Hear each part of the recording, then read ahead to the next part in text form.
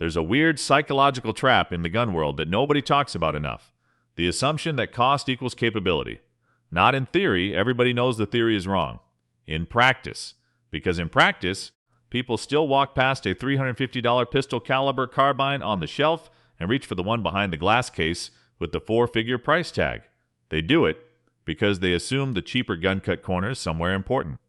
That something about it will fail when it matters. And 5 years ago, that assumption made sense more often than it didn't. It doesn't anymore.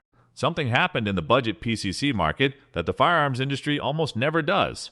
It corrected itself. Platforms that have no business performing the way they do at their price point are now outshooting and outlasting guns that cost 2 and 3 times as much. Not because the expensive guns got worse. Because the cheap ones finally got serious. And 5 of them got serious enough that ignoring them at this point isn't caution. It's a mistake. Let's get into it.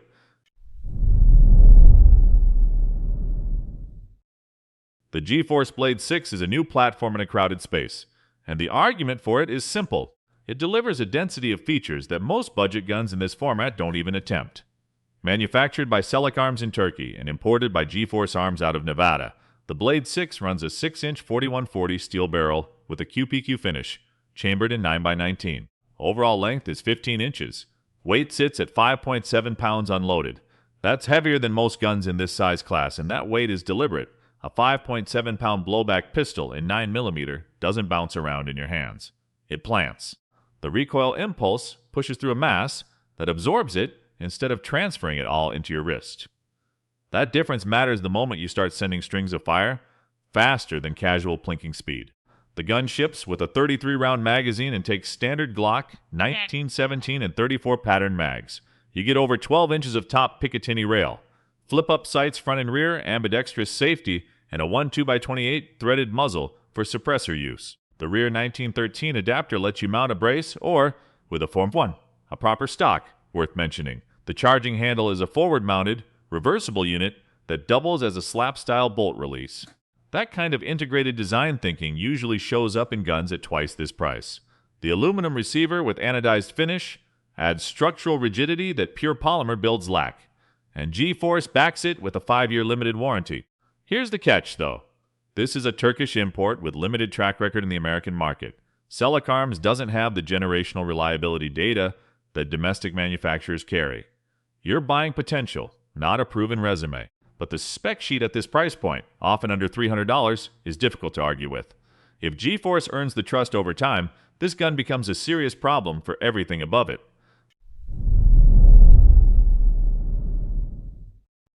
High Point's 995 survives on one thing. It works. Not elegantly. Not impressively. It works. And in a market where people spend real money on guns that occasionally don't, that fact carries more weight than the jokes ever did. The 995 runs a 16.5-inch barrel and 9mm blowback operated, with a 31-inch overall length and a weight of about 6.25 pounds.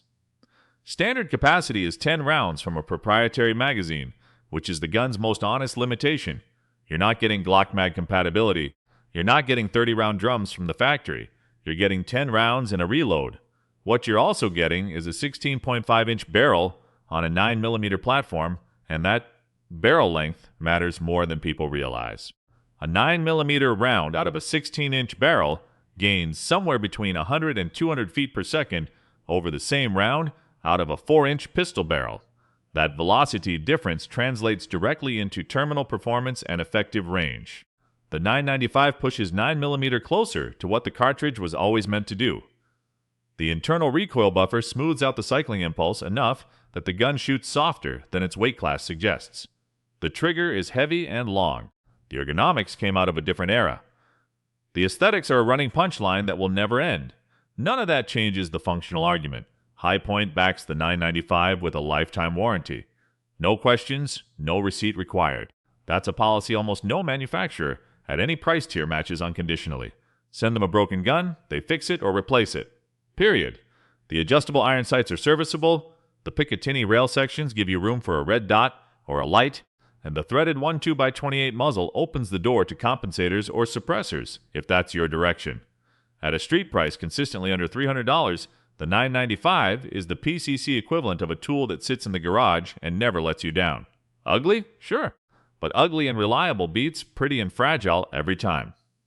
You won't see it on magazine covers. You won't see influencers posing with it. You will see it running reliably at the range, year after year, for people who couldn't care less about aesthetics. If that's the criteria, the price objection disappears.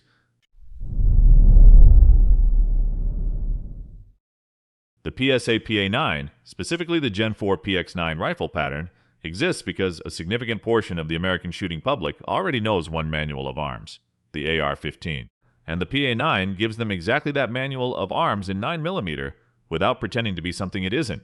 This is a 16-inch barreled 9x19 blowback carbine built on forged 7075 T6 aluminum receivers with a 13.5-inch lightweight MLOK handguard, a 6-position Magpul MOE stock, a single-stage enhanced polished trigger, and Glock pattern magazine compatibility. The factory package ships with a 27-round Magpul PMag. What the PA9 gives you that most budget PCCs don't is infrastructure. Every AR-15 stock, grip, handguard, trigger, and accessory on the market fits this gun. Every Glock magazine from a 15-round flush fit to a 50-round Magpul drum feeds through it. You're not locked into a proprietary ecosystem. You're not hunting for parts on obscure forums. You're shopping in the largest aftermarket in American firearms. The 16-inch barrel with the extended handguard creates a shooting platform that handles more like a proper rifle than a pistol caliber compromise. The weight distribution puts support where you need it. Transitions are smoother. The recoil impulse is manageable to the point where most shooters won't even notice it. At a consistent street price in the mid-300 range, the PA9 represents the closest thing to a no-risk entry into the PCC category for anyone who already owns an AR. And that's not a small audience. The platform's weakness is originality. It doesn't do anything unexpected. It won't fold in half. It won't weigh 4 pounds. It won't turn heads at the range. But reliability and familiarity at this price don't need to be original. They need to work. And across thousands of rounds from shooters who treat it like the beater AR it was designed to be, the PA9 works. PSA's scale as a manufacturer, they move volume that boutique shops can't touch, is what keeps the price aggressive while maintaining forged aluminum construction instead of cheaper billet or polymer alternatives. That's a structural advantage most buyers don't think about until something cheaper cracks.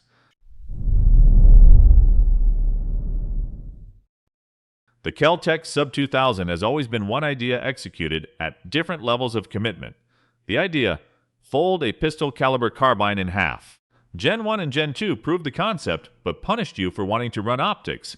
Fold the gun, lose your zero, deal with it. Gen 3 is where Kel-Tec finally stopped accepting that compromise and addressed it directly. The rotating forend now allows the gun to fold completely in half with an optic mounted, without disturbing the zero. That single mechanical change transforms the platform from a clever party trick into a legitimate tactical tool. Speaks back it up. The 9mm Glock version runs a 16.1-inch barrel, threaded 1 2x28, with an overall length of about 30 inches deployed and roughly 16 inches folded. Unloaded weight is approximately 4.25 pounds. It accepts Glock 19 and Glock 17 magazines, has M-LOK accessory slots on the forend, and enough Picatinny rail on top to mount whatever glass you want to run. What alone makes the argument. Under 4. 5 pounds for a gun with a 16-inch barrel and full Glock mag compatibility is difficult to replicate at any price. That kind of weight means it disappears into a backpack or rides in a truck console without bulk. It deploys fast enough that the folding mechanism stops being a trade-off and starts being the point. MSRP sits at $499, and street prices regularly land in the low $400. Yes, it still feels like a Kel-Tec. Polymer forward, purpose-built, a little unconventional in the way it handles and presents itself. The trigger isn't going to win any awards. The sights in the Gen 3 version were dropped entirely in favor of a full-length optics rail, which is the right call for most shooters, but means iron sight purists need to add their own. The stock is adjustable, but won't feel like an AR stock. These are real concessions. But unconventional with a rotating forend that holds zero and a deployed weight under 4.5 pounds isn't a gimmick anymore. It's an answer to a problem most PCCs don't even try to solve. No other gun in this price range or twice this price range gives you a folding PCC that you can store with glass mounted and deploy without re-zeroing. That's a capability gap, not a feature bullet point. And in the real world, capability gaps are what separate categories from each other. Every gun on this list earned its spot by solving a specific problem. The Blade 6 packed features into a compact frame. The high-point proved function doesn't require respect.